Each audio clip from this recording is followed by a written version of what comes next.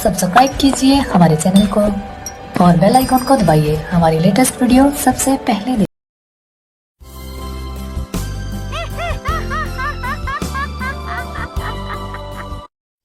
बहुत समय पहले की बात है। एक छोटे से गांव में एक परिवार रहता था। उसमें एक माँ और उसके पिताजी रहते थे। उनका एक बेटा भी था जिसका नाम कार्तिक था। कार्तिक अपने माँ बाप का बहुत ही ध्यान रखता था। वह उनकी हर बात मानता था। वह अपने माँ बाप का हर काम करता था। वह कभी भी अपने माँ बाप की कोई भी बात नहीं टालता था। एक दिन की बात है, कार्तिक के घर एक औरत आती है। उसका नाम बिमला होता है और वह कार्तिक की माँ से कहती है, कार्तिक की माँ, कैसी हो? मैं ठीक हूँ। और तुम बताओ, कैसे आना हुआ? आज हमारे घर का रास्ता कैसे भूल गई? सुना है तुम कार्तिक के लिए लड़की देख रहे हो। हाँ बहन, लड़की तो देख ही रहे हैं, पर कोई लड़की पसंद ही नहीं आ रही। बिमला को पता था कि कार्तिक की माँ लालची किस्म की औरत है। वो किसी ऐसी वैसी लड़की से शादी नहीं करेगी। तभी बिमला कार्तिक की माँ से कहती है, एक लड़की है तो उसका नाम चंदा है। सुंदर भी खूब है, पढ़ी लिखी भी काफी है और माल भी बहुत देंगे। तभी कार्तिक की माँ बिमला से कहती है, तुम ये सब छोड़ो, ये बताओ शादी में लड़की के माँ बाप क्या क्या देंगे। तुम चिंता मत करो, तुम्हें कहने की जरूरत भी नहीं पड़ेगी, वो अपने आप सब कुछ देंगे। ये बताओ पैसा कितना देंगे? अरे लड़की के माँ बाप बहुत पैसे वाले हैं, वो बहुत सारा पैसा देंगे। तो ठीक है, मैं कार्तिक की शादी चंदा से करने को तैयार हूँ। और अगले हफ्ते कार्तिक की माँ कार्तिक की शादी चंदा से कर देती है और चंदा नई नवेली दुल्हन बनकर अपने ससुराल में आती है। ससुराल में सभी लोग चंदा का खूब अच्छे से स्वागत करते हैं। और अगले दिन लेकिन कार्तिक की माँ का तो ध्यान चंदा के साथ लाए सामान पर था। तभी कार्तिक की माँ चंदा से कहती है, तेरे बाप ने शादी तो ठीक ठाक कर दी, लेकिन शादी में पैसा तो दिया ही नहीं। शादी से पहले आपने तो ऐसा कुछ बोला नहीं था। हमने तेरे माँ बाप से कुछ नहीं मांगा तो इसका मतलब ये नहीं कि वो अपनी बेटी की शादी में कुछ दे ही ना। चंदा अपनी सास की बात सुनकर बहुत रोती है। तभी कार्तिक चंदा से कहता है, अब रोती ही रहोगी या कुछ खाने के लिए भी बनाओगी? कब से हम लोग भूखे बैठे हैं। जी अभी लाई। और चंदा रसोई घर में खाना बनाने चली जाती है। तभी उसकी सास चंदा को आवाज लगाती है, अब खाना ही बनाती रहेगी या चाय भी पिलाएगी? चंदा रसोई में से आवाज लगाती है, जी माँ जी, अभी लाई। और चंदा चाय बनाकर ले आती है। जैसे ही चंदा की सास चाय पीती है, छी, इतनी गंदी चाय! तेरी माँ ने तुझे चाय बनाना भी नहीं सिखाया। और वो चाय का कप फेंक देती है। ये देख चंदा रोती हुई वहां से चली जाती है और वो अपने कमरे में जाकर बहुत रोती है।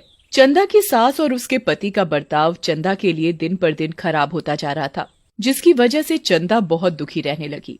एक दिन की बात है, चंदा की सास चंदा से कहती है, चंदा, सुन चंदा, घर का एसी खराब हो गया है, अपने घर जाकर अपने बाप से एसी मांग कर ला। चंदा अपनी सास से कहती है, माँ जी, मैं कैसे अपने घर वालों से एसी मांग कर लाऊं? तभी कार्तिक भी चंदा से कहता है, माँ ने कह दिया ना, एसी मांग कर लाना है तो लाना है।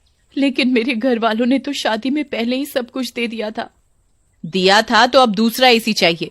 कार्तिक और अपनी सास की बात सुनकर चंदा बहुत रोती है और वो अपने घर वालों से जाकर एसी मांग कर लाती है। और चंदा की सास एसी देखकर फूली नहीं समाती और कहती है, मैंने कहा था ना, दे देंगे एसी।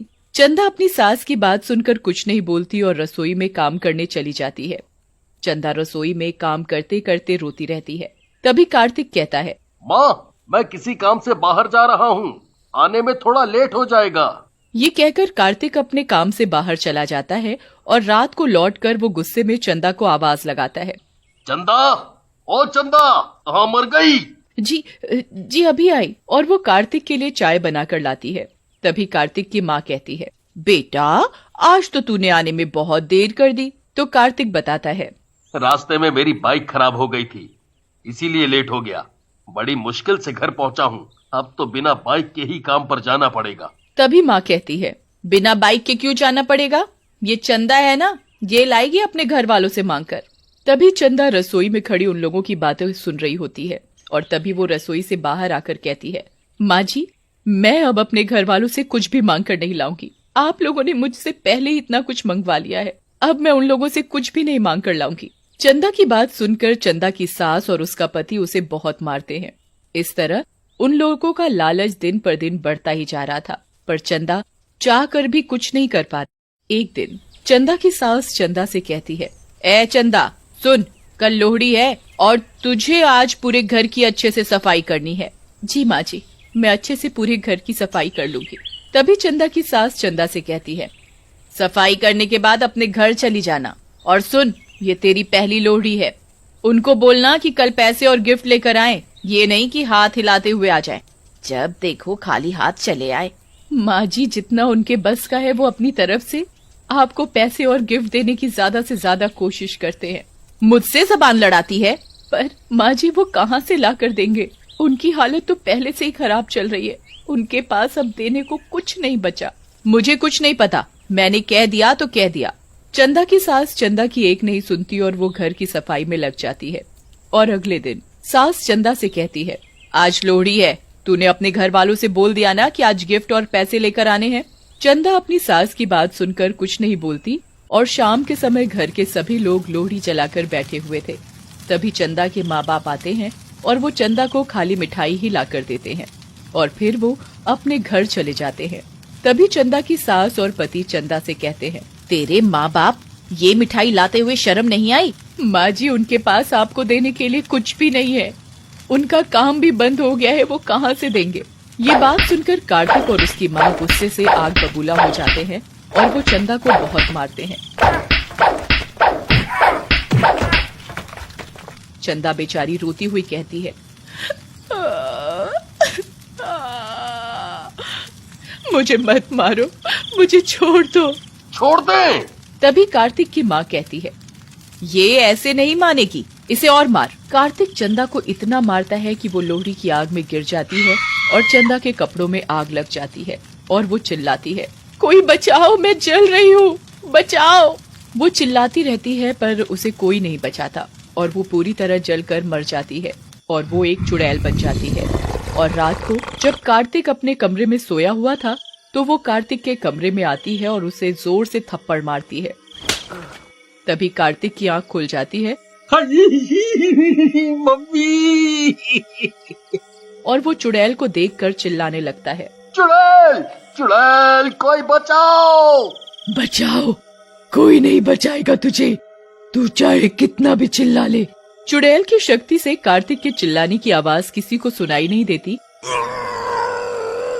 और चुड़ैल कार्तिक के बाल पकड़कर कार्तिक को बहुत मारती है।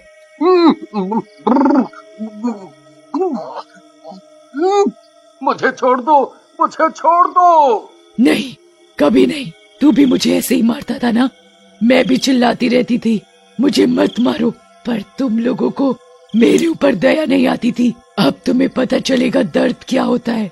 तभी चुड़ैल कार्तिक के पलंग में आग लगा देती है और वो चीखने लगता है। अब पता चला कैसा लगता है जलते हुए। और कार्तिक के हाथ पैर आग से बुरी तरह जल जाते हैं और वो तड़पता रह जाता है।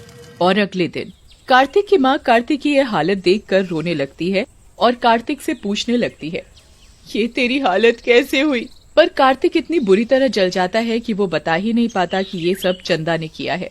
और रात को कार्तिक की माँ रसोई में दूध लेने के लिए जाती है। जैसे ही वो दूध गर्म करती है तभी चुड़ैल आ जाती है और चुड़ैल को देखकर कार्तिक की माँ डर जाती है। तुम तो मर गई थी ना? हाँ, तुम लोगों ने मुझे मार डाला था। मेरी पहली लोहड़ी थी और तुमने मुझे जलाकर मार डाला। तभी चुड़ैल अपनी सास के ऊपर गर्म दूध डाल देती है। गर्म दूध डलते ही चंदा की सास चीखने लगती है, मुझे बचाओ, मेरा शरीर जल रहा है, बचाओ मुझे। चंदा की आवाज किसी को सुनाई नहीं देती और वो चिल्लाती रहती है, पर उसकी आवाज किसी को सुनाई नहीं देती। तभी चुड़ैल रसोई में आग लगा देती है और कार्तिक की माँ रसोई में लगी आग में फंस जाती है। मुझे मत जलाओ, अपनी पराई तो मत जलाओ, अब तुझे पता चलेगा कैसा लगता है जलते हुए। ले, अब तू भी चल। मत जलाओ, मुझे मत मारो, मैं जल रही हूँ। तुम लोगों के लालच की वजह से मेरे माँ बाप को कितनी तकलीफ झेलनी पड़ी, पर तब भी तुम लोगों को दया नहीं आई। मैं भी चिल्ला रही थी पर तुम लोगों ने मेरी एक नहीं सुनी और मुझे जलाकर मार डाला। मुझे माफ कर दो, छोड़ दो मुझे। तुम लोगों के लालच की वजह से तुम लोगों ने मुझे जलाकर मार डाला। तुम लोगों के साथ ऐसा ही होना चाहिए। और चुड़ैल पूरे घर में आग लगा देती है। उसमें कार्तिक और उसकी माँ बुरी तरह जलकर मर जाते हैं और चंदा की आत्मा भी शांत हो जाती है और फिर वो वहाँ से चली जाती है।